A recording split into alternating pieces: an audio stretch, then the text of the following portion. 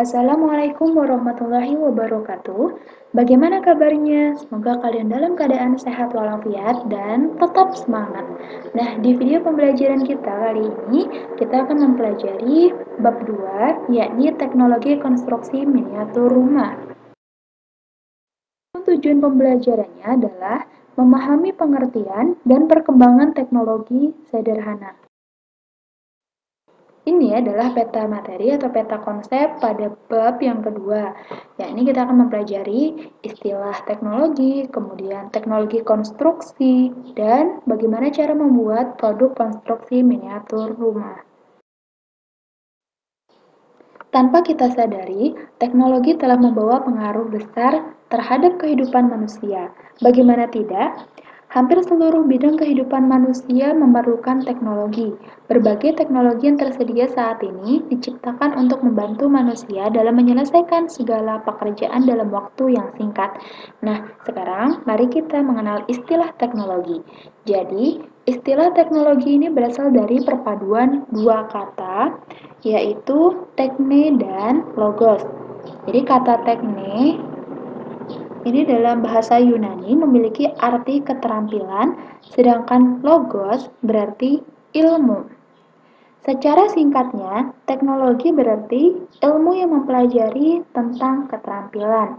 Nah, penggunaan istilah teknologi itu sendiri diadopsi dari bahasa Inggris, yakni technology, sejak abad ke-20 yang bersamaan dengan berakhirnya revolusi industri kedua. Dan pada umumnya, istilah teknologi disangkut pautkan dengan ilmu yang berhubungan dengan alat atau mesin yang diciptakan untuk mempermudah manusia dalam menyelesaikan berbagai macam masalah atau pekerjaan yang terdapat di dunia. Jadi perkembangan teknologi yang begitu cepat ini memberikan pengaruh yang besar terhadap kehidupan manusia. Bahkan, teknologi juga dapat menyebabkan perubahan di berbagai sektor kehidupan, seperti pendidikan, kesehatan, bisnis, bahkan hingga keamanan. Banyak sekali jenis teknologi yang sering kita manfaatkan dalam berbagai kegiatan sehari-hari. Berikut beberapa contoh jenis teknologi yang sering kita gunakan setiap hari. Yang pertama ada teknologi komunikasi. Teknologi komunikasi adalah sistem yang menggunakan sarana teknis untuk mengirimkan informasi ataupun data dari satu tempat menuju ke tempat lain atau dari satu orang ke orang lain. Komunikasi digunakan untuk beragam tujuan, misalnya untuk menyampaikan ide dan pendapat, saling pertukaran informasi, dan mengekspresikan emosi dan perasaan. Ini contohnya ada HP. Kemudian, jenis teknologi yang kedua ada teknologi konstruksi. Teknologi konstruksi adalah studi mengenai metode canggih serta peralatan yang bisa digunakan untuk membangun sebuah struktur. Konstruksi dapat membangun dua jenis struktur, yaitu struktur bangunan dan struktur teknik berat. Konstruksi menggunakan berbagai tindakan teknologi agar dapat mendirikan struktur di tempat manapun, misalnya penggunaan alat-alat teknologi konstruksi seperti traktor berat dalam mempersiapkan tanah, kemudian software desain komputer untuk menciptakan desain struktur pada komputer dalam format 3 dimensi, kemudian penggunaan beragam teknologi konstruksi untuk melampirkan struktur dan instalisasi utilitas yang membantu dapat memajukan bangunan tempat tinggal maupun bangunan komersial. Ada teknologi medis. Jadi teknologi medis ini adalah jenis teknologi yang digunakan untuk memperluas dan meningkatkan kehidupan manusia.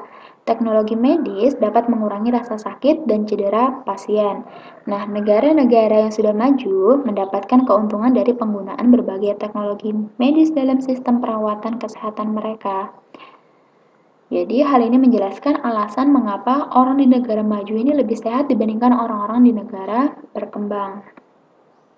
Teknologi medis juga dapat digunakan untuk mendiagnosis infeksi kemudian mengobati penyakit, dan juga untuk membuat penelitian tentang penyakit yang mempengaruhi kesehatan manusia. Ada teknologi informasi.